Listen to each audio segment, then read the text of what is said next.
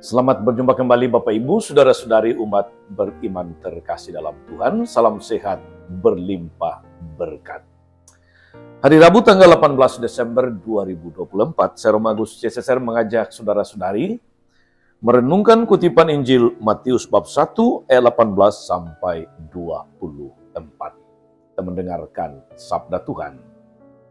Dalam nama Bapa dan Putra dan Roh Kudus. Amin.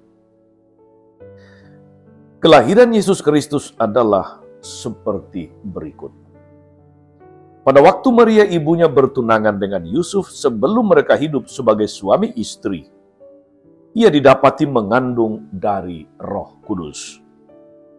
Karena Yusuf suaminya seorang yang benar dan tidak mau mencemarkan nama istrinya di depan umum, dia bermaksud menceraikannya dengan diam-diam. Namun ketika ia mempertimbangkan maksud itu, malaikat Tuhan tampak kepadanya dalam mimpi dan berkata, "Yusuf, anak Daud, janganlah engkau takut mengambil Maria sebagai istrimu, sebab anak yang di dalam kandungannya adalah dari Roh Kudus. Ia akan melahirkan anak laki-laki, dan engkau akan menamai dia Yesus, karena dialah yang akan menyelamatkan umatnya dari dosa mereka." Hal itu terjadi supaya genaplah yang difirmankan Tuhan oleh Nabi. Sesungguhnya, anak darah itu mengandung dan melahirkan anak laki-laki, dan mereka akan menamakan dia Immanuel, yang berarti Allah beserta kita. Sesudah bangun dari tidurnya, Yusuf berbuat seperti yang diperintahkan malaikat Tuhan itu kepadanya. Dia mengambil Maria sebagai istrinya. Demikianlah sabda Tuhan.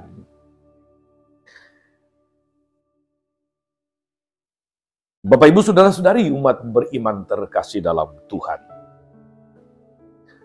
Kalau kita renungkan dengan seksama, dengan serius, iman Yosef yang bertanggung jawab membesarkan dan melindungi Yesus, melindungi Maria, itu tidak kalah kualitasnya, mutunya dengan iman Maria sendiri. Yohanes Pembaptis, Yosef, Maria adalah tokoh-tokoh masa Advent yang imannya layak kita jadikan sebagai teladan, layak kita jadikan sebagai inspirasi. Yosef jelas seorang pemuda yang tulus, seorang pemuda yang murni.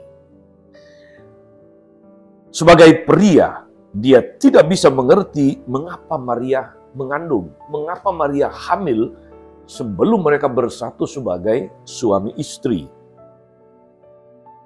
Namun ketulusan hatinya juga mengatakan bahwa Maria bukan orang jahat, bukan perempuan yang tidak benar. Maka dia mengambil jalan tengah, yaitu menceraikan Maria dengan diam-diam. Tindakannya itu menyelamatkan Maria dari hukuman rajam kalau ketahuan dia hamil di luar nikah. Tindakannya menyelamatkan Maria sebab khalayak yang tahu bahwa ia sudah bertunangan dengan Yusuf berpikir bahwa anak yang dikandung Maria pastilah anak Yusuf. Dengan itu, Maria bebas dari hukum rajam. Sedangkan Yosef bisa memulai hidup yang baru tanpa beban, tanpa pergumulan. Akan tetapi, saudara-saudari, rencana itu berubah ketika malaikat Tuhan menampakkan diri. Hati Yosef yang tulus menampakkan jati diri yang sebenarnya. Tanpa bertanya lebih lanjut, dia langsung bertindak. Sesudah bangun dari tidur, dikatakan oleh kitab suci tadi, ia mengambil Maria menjadi istrinya. Sekali ia memutuskan atas dasar iman, ia konsekuen seumur hidup. Injil merekam bagaimana dia bertanggung jawab atas hidup Yesus. Dia mengungsi ke Mesir, menjauhkan Yesus dari bahaya Herodes, dan menurut tradisi, mereka tinggal di Mesir kurang lebih 2,5 tahun lamanya. Saudara-saudari yang pernah berziarah ke Tanah Suci dan mampir di Mesir, salah satu gereja yang dikunjungi adalah gereja kelahiran Yesus. Maksud saya gereja tempat di mana keluarga kudus ini pernah tinggal. Di situ kita akan dapat informasi bahwa mereka tinggal di sana 2,5 tahun lamanya. Yosef melakukan itu penuh iman, membawa Yesus menjauhkan dari bahaya Herodes.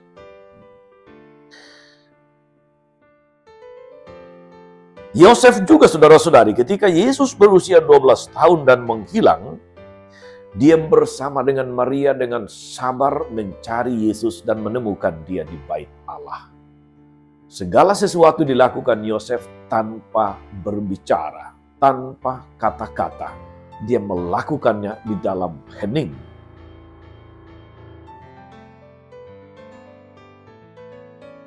Dan karya yang dijalankannya karena iman itu tidak membebani Yosef.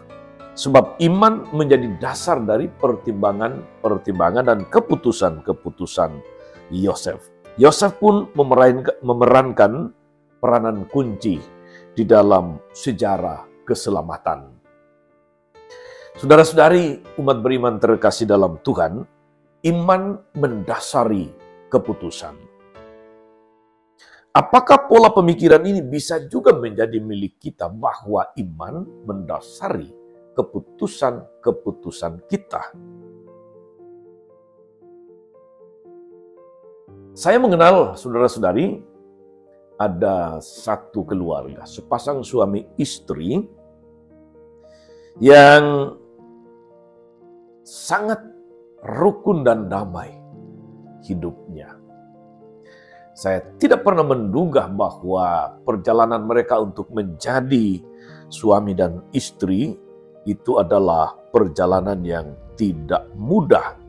Mereka berbeda agama, beda iman.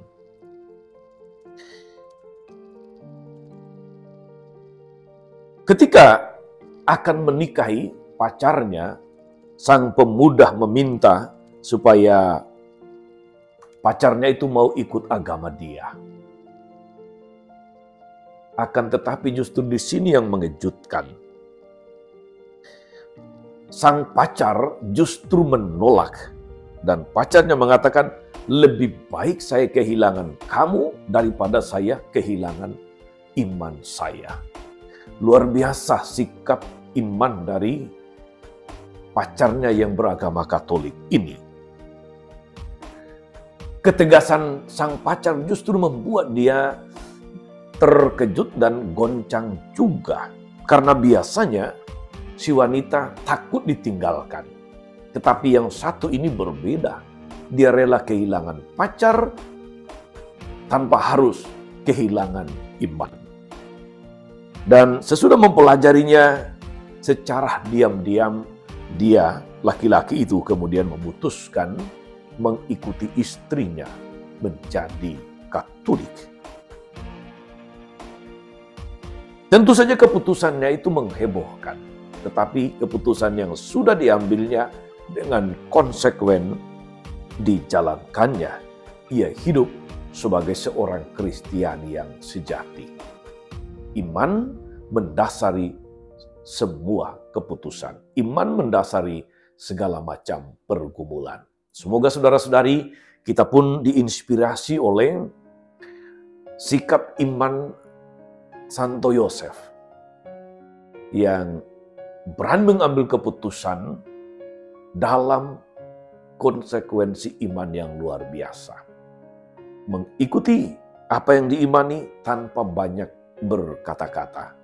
Semoga kita juga diteguhkan, diinspirasi, disemangati untuk memiliki iman yang sama, yang mampu membuat kita konsekuen menerima, menjalani segala konsekuensinya.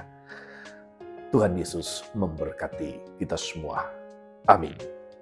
Tuhan Yesus Kristus, kami bersyukur atas pribadi Santo Yosef, Bapa pengasuhmu, Bapa yang penuh iman, Bapa yang hening. Semoga kami belajar dari inspirasi dan sikap imannya yang luar biasa, yang melaksanakan, yang memutuskan segala sesuatu berdasarkan imannya, dan dengan konsekuen setia menjalaninya. Terpujilah namamu Tuhan sepanjang segala masa. Amin. Saudara-saudari sekalian, berkat Allah turun atas saudara-saudari. Atas mereka yang kita doakan atau kita janjikan doa mereka yang sakit dan menderita, segala rencana, karya dan pelayanan hari ini, Bapa dan Putra dan Roh Kudus. Amin. Tetap sehat, teruslah menjadi berkat.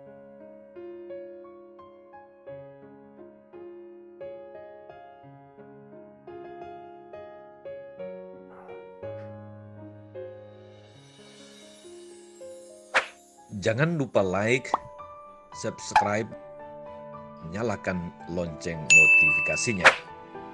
Salam 52, Tuhan memberkati.